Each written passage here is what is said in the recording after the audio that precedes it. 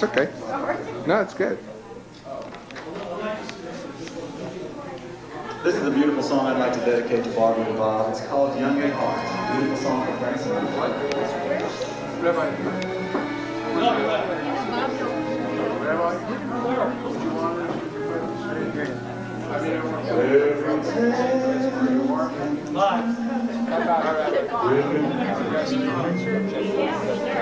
If you're young, for it's hard to find. If you're young,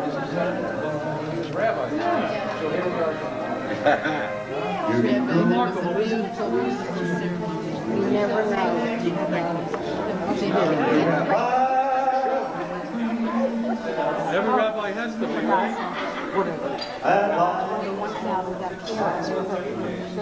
She can pick them off.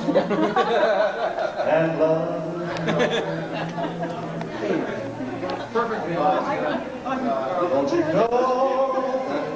Bob, you want to say the most? Oh, we do need to make a motion, don't we? You have to wait till the end of the song, though. Yeah, right. Yeah, that's it's a production. The karaoke. You can't karaoke. To the young man. I'll sing some of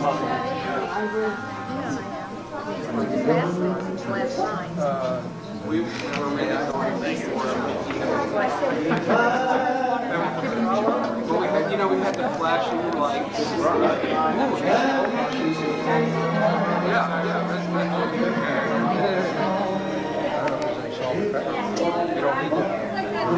You don't need that.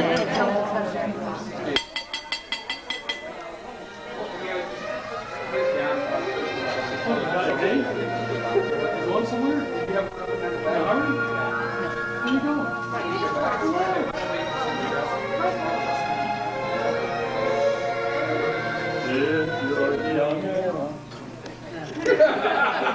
Thank you. Thanks, Frank. For those who wish, if you'll get a piece of bread, a bowl kit, we'll make this a motzi.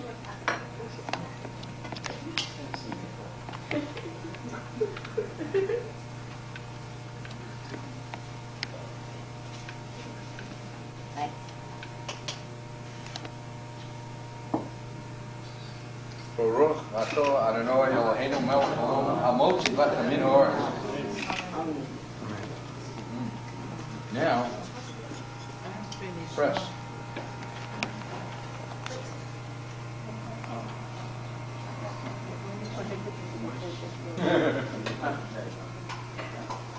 Right? I will. Okay. Tea time. Have fun, folks. Enjoy. Now, where were we? That's great. Picks right where we left off. Look at all the pride out of being alive again with those eyes.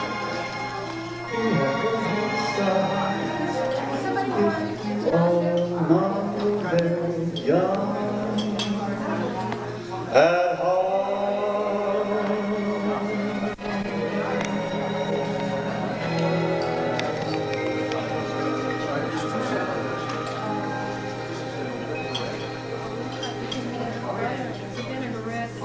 And when he sees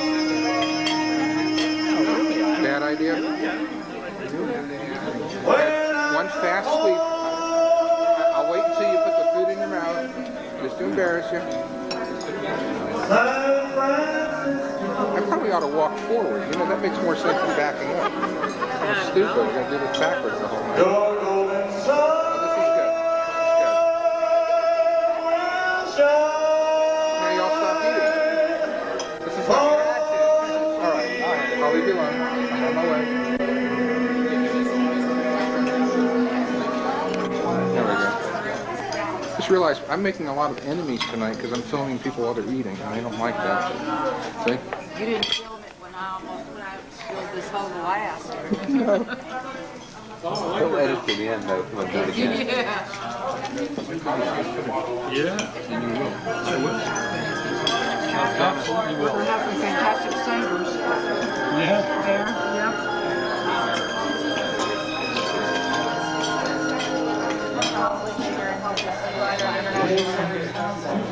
It's been so long since I was Jay, you know all your singers? I kind of.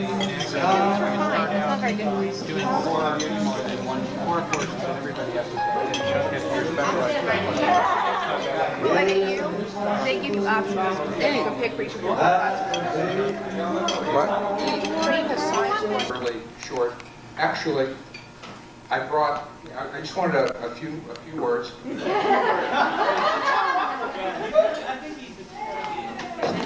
Just a second, I'm sorry.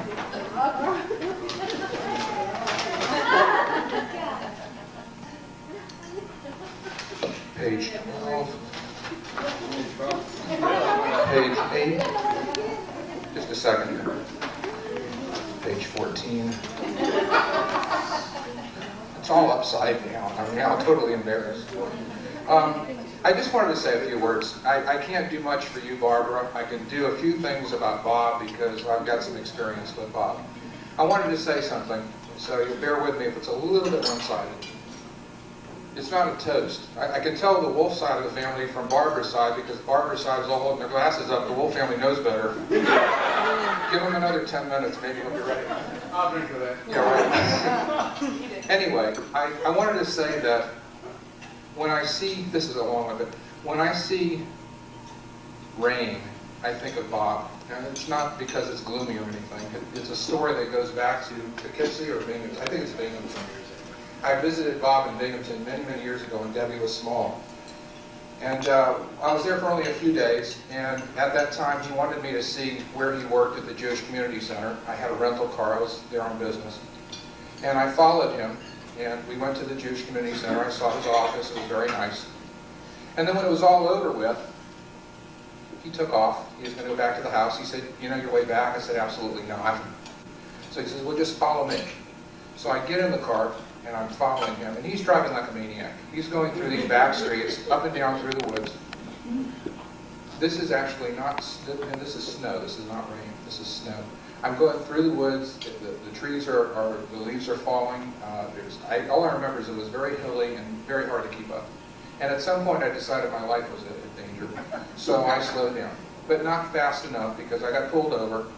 He took off, and I ended up with the ticket. And what I remember is that the rain was falling at that particular time, and the leaves were falling along with the rain. So I guess it was one of those neuro associations that I associated with Bob. The other association about rain, which is another story, goes back to when he was in the Navy. He had come home on leave, and I was a 10-year-old boy at the time. And he was introducing me to something that I guess only military people could either understand or appreciate. And it's called a spit shine. I don't understand the concept here, but your shoes are not shiny enough until you spit on them. Then once you spit on them, you kind of rub them with your sleeve. Okay, there's a certain technique to this. As if that isn't shiny enough, you then set it on fire. Now, this was the part that was intriguing to a 10-year-old, because I thought I could do this. So Bob goes back into the Navy. I go back to my dull life in Tampa. And one day, out of, I think, boredom, I get this great idea. I'm going to spit shine Dad's shoes. Now, I was kind of a stupid guy. I knew that I needed real shoes, not tennis shoes or work shoes. So I got his best shoes.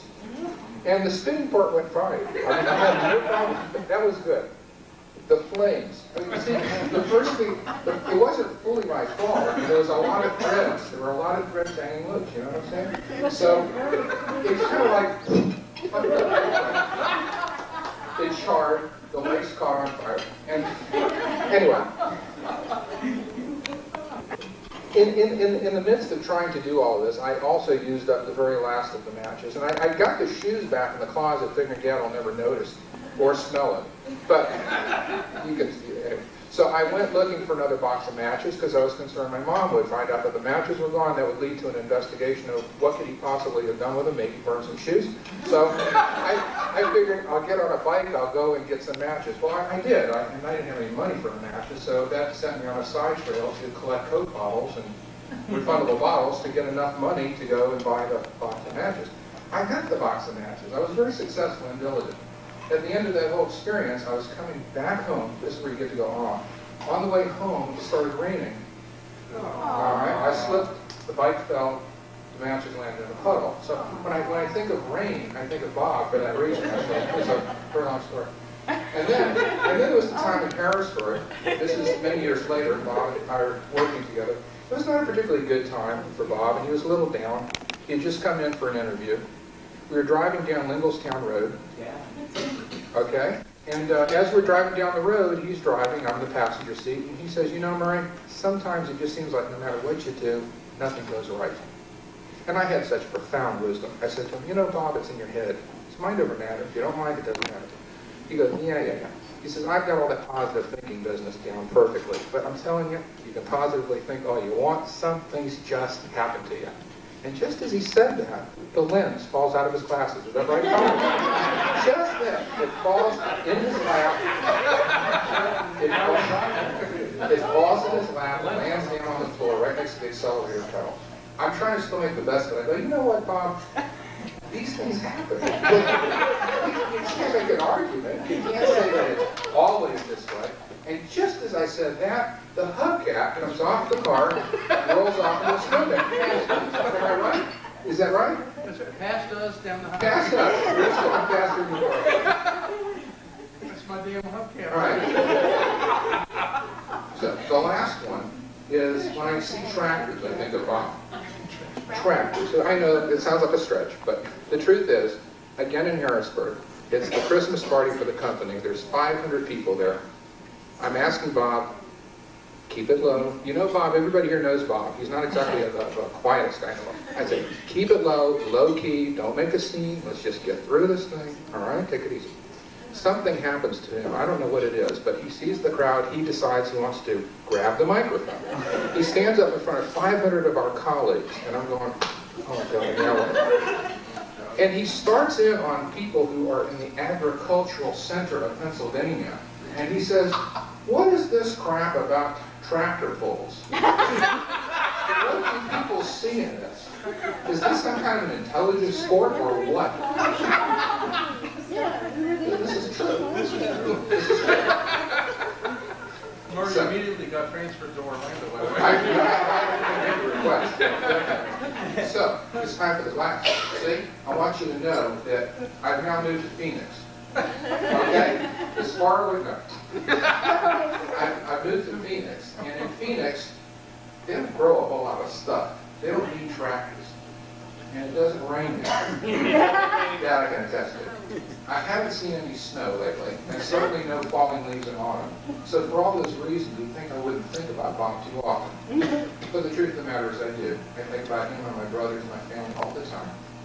And most recently, in the last few weeks, I've been thinking about Bob in particular and Barbara. And I was trying to think of what to say. And I didn't have anything profound to say except kind of get these other things off my chest. So I guess the best thing I can say is here's to Barbara and to Bob, and we wish you all the very best forever. That's it. It was about Barbara.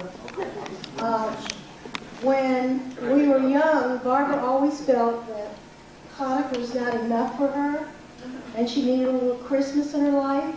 So she went out, I think it was the 24th of December, picked up a little pitiful tree, a little pitiful stick, I should say, that was on an old Christmas tree lot, and decorated it with her homemade paper decorations, took a piece of old rag and covered it up, and I think, as I recall, it was the rabbi before Rabbi Glazer who came to visit. And so we would ask her to take the tree out of the living room with all the handmade gifts, and we put it in the closet. So we celebrated Christmas in a closet. We're closet Jews, Christians. The other thing, Bob, as Rabbi Glazer was talking about being able to afford Barbara, I felt real sorry for him. Because he could afford what her clothing allows, you're in deep trouble. We already worked that out, Francine. So it was a prenuptial agreement. I pay for the food, she pays for her own clothing. And yours too, I hope. Yeah, well, She's going to dress you as well. I said, what do you want for the marriage? She said, a credit card. Well, we wish you the very best. We're glad that we have a big mishpacha. Lou also reminds me quite often that for Penny's graduation and Richard's graduation, we increased our family. We were like 2 rows of eagles and wolves. And one of these days I'm going to get your name spelled right because we have a Michael Wolf in our shul, and I've been spelling it like his name, but I promise from now on